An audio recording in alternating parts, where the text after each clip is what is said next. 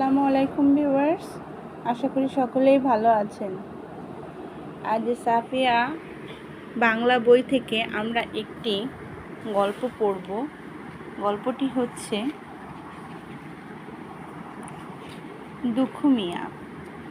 আমরা নিশ্চয় জানি, সবাই জানি দুঃখু মিয়া কার নাম। আমাদের জাতীয় কবি কাজী নজরুল ইসলামের নাম দুঃখু মিয়া। ছোটোবেলায় তাকে দুঃখু মিয়া বলে ডাকা হতো। তো আজকে আমরা এই গল্পটি পড়ব দুঃখু মিয়ার জীবন সম্পর্কে। তো সাফা, তুমি মন দিয়ে শুনবে, আমি তোমাকে পড়াবো, ঠিক আছে?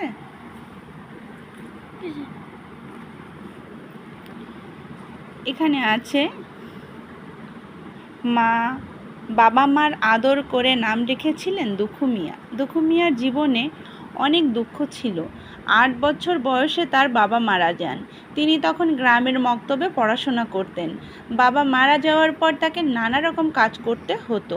তিনি খুব গান পছন্দ করতেন। তার গ্রামে লেটো গানের দল ছিল। তারা গ্রামে গ্রামে গান গেয়ে বেড়াতো। তখন তিনি তাদের সাথে যোগ দেন, গান লেখেন আর সুর করেন। একদিন তিনি বাড়ি ছেড়ে আসানসোল শহরে চলে গেলেন। সেখানে রুটির দোকানে কাজ নিলেন। কাজের ফাঁকে ফাঁকে তিনি বই পড়েন আর গান লেখেন। এক দারোগা সাহেব তাকে ময়মনসিংহ নিয়ে আসেন, আবার স্কুলে ভর্তি করে দেন। তখন বিশ্বযুদ্ধ শুরু হয়। তিনি সেনাবাহিনীতে যোগ দেন। তাকে পাকিস্তানের করাচি শহরে পাঠানো হয়। যুদ্ধ শেষ হলে তিনি কলকাতায় চলে আসেন। পত্রিকায় তার লেখা ছাপা হয়। তখন আমাদের দেশ ইংরেজরা শাসন করত। তারা এদেশের মানুষের ওপর অনেক অত্যাচার করত। তিনি ইংরেজদের অন্যায়ের বিরুদ্ধে কবিতা লেখেন।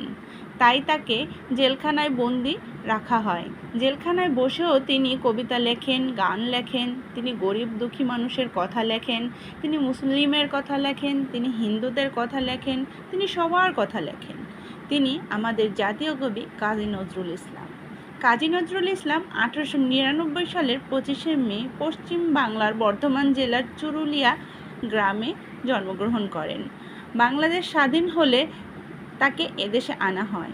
1976 সালের 19শে আগস্ট তিনি মৃত্যুবরণ করেন। তিনি একটা গান লিখেছিলেন, মসজিদেরই পাশে আমার কবর দিও ভাই। তাই ঢাকা বিশ্ববিদ্যালয় মসজিদের পাশে তাকে কবর দেওয়া হয়। প্রতিদিন অনেক মানুষ তার কবর দেখতে আসে। তো কাজী নজরুল ইসলামের জীবন কাহিনী সংক্ষেপে ক্লাস 2 এর বইতে এভাবে দেওয়া আছে। এখন এখানে কিছু প্রশ্ন আছে। দুঃখু মিয়া কার নাম ছিল? সাফা বলো, দুঃখু মিয়া কার নাম ছিল? দুঃখু মিয়া কাজী নজরুল ইসলামের নাম ছিল। দুঃখু মিয়াকে জেলখানায় বন্দি করে রাখা হয় কেন? কারণ সে ইংরেজিতে চিঠি লিখত, তাই তাকে জেলে বন্দি করা হয়। না, আরো সুন্দর করে বলতে হবে যে তিনি বাংলার মানুষের কথা লিখতেন। ইংরেজরা বাংলার মানুষের উপর যে অত্যাচার করত, সেই অত্যাচারের বিরুদ্ধে তিনি কবিতা লিখতেন, তিনি গান লিখতেন, তিনি হিন্দুদের কথা বলতেন, মুসলিমের কথা বলতেন, তিনি গরিব দুঃখী সবার কথা লিখতেন। এজন্যই তাকে কারাগারে বন্দি করেছিল ইংরেজ।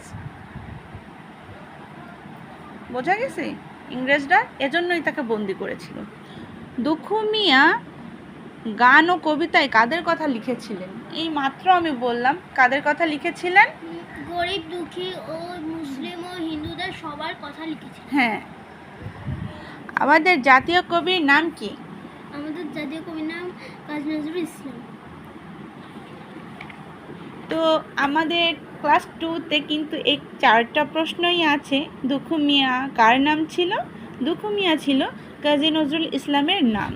দুঃখু মিয়াকে জেলখানায় বন্দি করে রাখা হয় কেন? কারণ তিনি বাংলার মানুষের উপর অত্যাচার, ইংরেজদের অত্যাচারের বিরুদ্ধে কবিতা লিখতেন, তাই তাকে কারাগারে বন্দি করা হয়। দুঃখু মিয়া গান ও কবিতায় কাদের কথা লিখেছিলেন? দুঃখু মিয়া গান ও কবিতায় লিখেছিলেন গরিব দুঃখীর কথা, মুসলিমের কথা, হিন্দুর কথা এবং সারা বাংলার অত্যাচারিত মানুষের কথা তার গান ও কবিতায় ফুটে উঠেছিল। আমাদের জাতীয় কবির নাম কি? আমাদের জাতীয় কবির নাম কাজী নজরুল ইসলাম। সাফা, তুমি কি জানো কাজী নজরুল ইসলামের আরও একটি খেতাব আছে। কি খেতে?